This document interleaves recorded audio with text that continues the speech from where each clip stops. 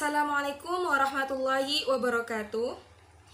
Di sini saya akan melanjutkan video sebelumnya mengenai bagaimana cara atau tips untuk mendapatkan nilai IPK tertinggi hingga menjadi wisuda terbaik. Nah, cara atau tips yang kedua yaitu mengenai tugas dari dosen. Dosen pastinya memberikan tugas pada mahasiswa, yaitu tugas makalah atau tugas artikel. Namun, di sini saya akan menjelaskan mengenai bagaimana cara membuat artikel yang baik dan cara mempresentasikan makalah secara sukses. Jadi, disimak ya teman-teman video ini sampai selesai. Nah, cara membuat makalah dengan baik. Pertama-tama, dosen kan pastinya memberikan tugas makalah pada pertemuan kelima atau pertemuan keempat. Nah, sebelumnya saya kan sudah menjelaskan bahwasanya dosen itu pasti memberikan SKS seperti ini. Dan pada pertemuan keempat atau pertemuan kelima, itu pastinya langsung diberikan kepada mahasiswa untuk mengerjakan sendiri, yaitu dengan membuat makalah. Nah, caranya pada pertama kali untuk membuat makalah, yaitu kita harus lihat terlebih dahulu topiknya. Misalnya nih, ini mengenai pengertian, ciri-ciri, dan landasan mengenai media pembelajaran. Jadi, kita harus mencari judul ini karena topiknya sudah diberikan oleh dosen di SKS ini. Jadi, kalian tidak perlu bingung, langsung cari saja mengenai pengertian, ciri-ciri, dan landasan mengenai media pembelajaran. Nah, biasanya dosen itu memberikan ketentuan yaitu mengenai referensi. Biasanya dosen itu memberikan referensi maksimal 7 referensi. Bahkan ada yang 10 referensi. Nah, supaya nilai kita menjadi tinggi, kita lebih itu. Karena dosen memberikan maksimal 7 referensi, kita lebihi 10 seperti itu. Kalau misalkan dosen memberikan maksimal 10 referensi, maka kita harus lebihi 15 referensi seperti itu. Itu pasti diberikan nilai plus oleh dosen. Kadang kan mahasiswa kalau diberikan ketentuan referensi 7, banyak yang tidak mau, mengeluh seperti itu. Nah, di situ kita harus lebihi referensi supaya kelihatan bahwasanya kita itu rajin seperti itu. Sudah dapat ya poin bahwasanya kita itu harus melebihi referensi yang ditentukan oleh dosen supaya nilainya menjadi lebih. Nah, kemudian yang kedua, dalam mencari buku ini lebih ditekankan kepada mahasiswa baru karena mahasiswa baru itu kan masih belum pernah membuat makalah seperti itu. Insya Allah kalau pada mahasiswa semester 3 ke atas, semester 2 nah gitu, itu sudah tahu. Nah, kalau mau mencari buku, itu kan kalau mencari buku pasti ke perpus tuh. Nah, di perpus itu ada beberapa rak mengenai pendidikan, rak mengenai agama, rak mengenai bahasa, dan rak bagian psikologi dan lain-lain. Intinya banyak bagian rak-rak itu supaya lebih jelas bahwasanya kalau kalian mencari mengenai media pembelajaran, maka kalian harus mencari di rak pendidikan.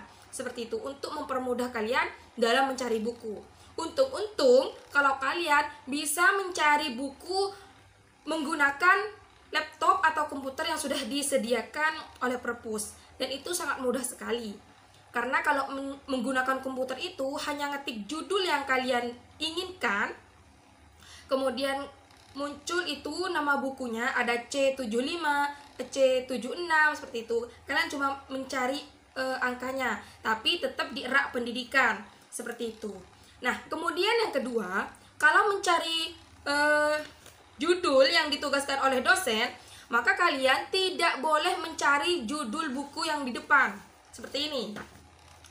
Kan tugasnya tadi mengenai pengertian, mengenai ciri-ciri, dan mengenai landasan media pembelajaran. Nah, kalian jangan mencari judul buku di bukunya ya. Kalian tidak akan menemukan yang namanya pengertian, ciri-ciri, dan landasan di cover bukunya seperti ini. Tapi kalian harus mencari di daftar isinya mengenai pengertian, ciri-ciri, dan landasan media pembelajaran. Cari di daftar isinya, pasti ada. Dan kalian kalau mencari buku, itu tidak perlu mengenai media pembelajaran. Itu boleh mencari di buku media proses pembelajaran, baik itu media belajar dan pembelajaran. Intinya yang ada medianya, kalian bisa ambil itu buku dan bisa lihat daftar isinya. Apakah ada pengertian media, apakah ada ciri-ciri media, apakah ada landasan media pembelajaran. Seperti itu. Nah, itu yang kedua ya teman-teman, untuk mempermudah kalian dalam mencari buku. Nah, kemudian kita beralih kepada makalah. Nah, di makalah itu kan ada sampul. Pada lembar yang pertama itu ada sampul. Nanti saya akan perlihatkan gambarnya di sini ya. Kemudian ada kata pengantarnya juga di lampiran yang kedua. Kata pengantar ini isinya itu mengenai puji syukur kita kepada Allah, puji syukur kita kepada Nabi, seperti itu. Karena sudah bisa menulis makalah ini dengan baik dan benar. Tentunya dengan judul, pengertian, ciri-ciri dan landasan media pembelajaran yang diampu oleh dosen bla bla bla, seperti itu. Itu ditulis dan diberikan tanggal kapan kalian menulis makalah di bawah ini. Nah, kemudian pada lembar yang ketiga yaitu mengenai daftar isi. Seperti biasa, daftar isi ini berawal dari sampul, berawal dari kata pengantar, kemudian daftar isi, kemudian ada bab 1 yaitu mengenai pendahuluan, yang mana pendahuluan ini berisi latar belakang, kemudian rumusan masalah, kemudian tujuan penulisan. Nah, yang pertama itu mengenai latar belakang. Latar belakang di sini kalau buat makalah itu hanya sedikit saja, tanpa panjang lebar, karena ini bukan artikel. Dan usahakan diberikan referensi minimal 1 saja, tidak usah banyak-banyak, karena ini latar belakang makalah, bukan latar belakang pada artikel.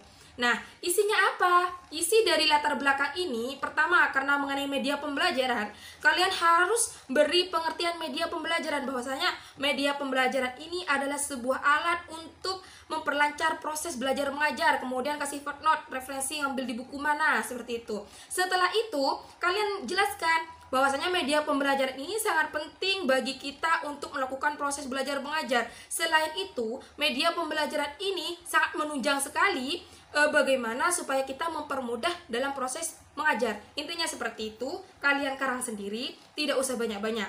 Kemudian yang kedua yaitu rumusan masalah, yang mana isi dari rumusan masalah ini tidak lepas dari topik yang diberikan dosen, yaitu mengenai pengertian, mengenai ciri-ciri, dan mengenai landasan. Yang pertama, mengenai pengertian. Apa pengertian media pembelajaran? Kemudian rumusan masalah yang kedua, apa saja ciri-ciri media pembelajaran? Kemudian yang ketiga, apa saja landasan media pembelajaran? Itu rumusan masalahnya. Karena di sini sudah di SKS-nya, RPS-nya dosen itu sudah jelas mengenai pengertian, mengenai ciri-ciri, mengenai landasan. Tapi ada juga biasanya kalau mahasiswa tinggi itu tidak dirinci seperti ini, tapi langsung diberikan misalkan mengenai spiritualitas pendidikan Syekh Muhammad Naqub Alatas. Nah, kita itu bagaimana cara untuk mendapatkan rumusan masalahnya? Kita cari buku yang menjelaskan mengenai Syekh Muhammad Naqub Alatas. Tapi ingat penjelasan saya tadi bahwasanya kalau mencari buku bukan mencari di cover bukunya, tapi di daftar isinya. Biasanya kalau mengenai Syekh Muhammad Naqub, pemikiran Syekh Muhammad Naqub Alatas itu di sini judul bukunya mengenai pemikiran-pemikiran tokoh Islam, seperti itu. Jadi dicari kalau ada yang namanya di daftar isinya ada pemikiran Syekh Muhammad Naqub Alatas, kemudian di daftar isinya itu pasti ada mengenai pemikirannya, mengenai penemuannya, mengenai karangannya, seperti itu. Itu dijadikan rumusan masalah di daftar isinya, seperti itu. Contohnya nih, seperti ini. Nah, seperti ini. Di sini kan ada pengembangan media. Nah, pada pengembangan media ini kan ada media berbasis visual, ada media berbasis audiovisual. Di situ di bukunya ini, judul besarnya ini, anggaplah ini mengenai pemikiran Syekh Muhammad Naqub Alatas. Kemudian di bawah ini ada pemikiran-pemikirannya, penemuannya, buku karangannya, seperti itu. Nah, itu dijadikan rumusan masalah, seperti itu. Kembali lagi contohnya itu mengenai media pembelajaran. Kemudian selanjutnya yaitu mengenai tujuan penulisan. Nah, tujuan penulisan ini tetap mengarah pada rumusan masalah seperti yang tadi. Yang pertama, tujuannya untuk mengetahui pengertian media pembelajaran. Kemudian yang kedua untuk mengetahui apa saja ciri-ciri media pembelajaran. Kemudian yang ketiga untuk mengetahui apa saja landasan-landasan media pembelajaran. Seperti itu. Kemudian bab 2 yaitu mengenai pembahasan. Pembahasan ini juga tertuju pada topik yang diberikan oleh dosen mengenai pengertian, mengenai ciri-ciri, mengenai landasan. Jadi pembahasannya itu ada 3, A, B, dan C. A mengenai pengertian media pembelajaran, B mengenai ciri-ciri media pembelajaran, C mengenai landasan media pembelajaran. Nah, setelah itu bab 3 yaitu penutup, yang mana penutup ini berisi kesimpulan dan saran. Nah, kesimpulan ini isinya bukan mengcopy paste dari hasil yang sudah kita buat pada makalah sebelumnya, yaitu mengenai pengertian, ciri-ciri, dan landasan, tapi dirangkum sendiri menggunakan kata-kata sendiri. Namanya kesimpulan berarti menyimpulkan dong, kan seperti itu. Jadi apa itu pengertian media pembelajaran langsung diambil. Apa itu ciri-cirinya kita ambil, tidak semuanya. Kalau misalkan banyak menurut pendapat ini kan biasanya dimasukkan semua ya, supaya banyak referensi seperti itu. Jadi kalau mencari buku supaya referensinya banyak itu, ambil satu saja menurut pendapat siapa gitu, misalnya ambil satu saja, kemudian cari buku lain, ditaruh lagi ciri-ciri menurut pendapat siapa, seperti itu. Jangan disamakan, dan juga dengan buku yang berbeda juga, supaya referensinya banyak. Nah, kemudian yang ketiga mengenai apa saja landasan media pembelajaran. Nah, yang ketiga itu di kesimpulan harus ada, tidak perlu banyak-banyak seperti itu. Dan yang terakhir adalah saran. Nah, saran ini isinya itu untuk meminta saran kepada si pembaca, tentunya supaya memperbaiki makalah-makalah yang kalian akan buat selanjutnya. Seperti itu, supaya menjadi lebih baik. Karena manusia itu kan tidak ada yang sempurna, pasti ada kekurangannya. Jadi kalian minta saran seperti itu.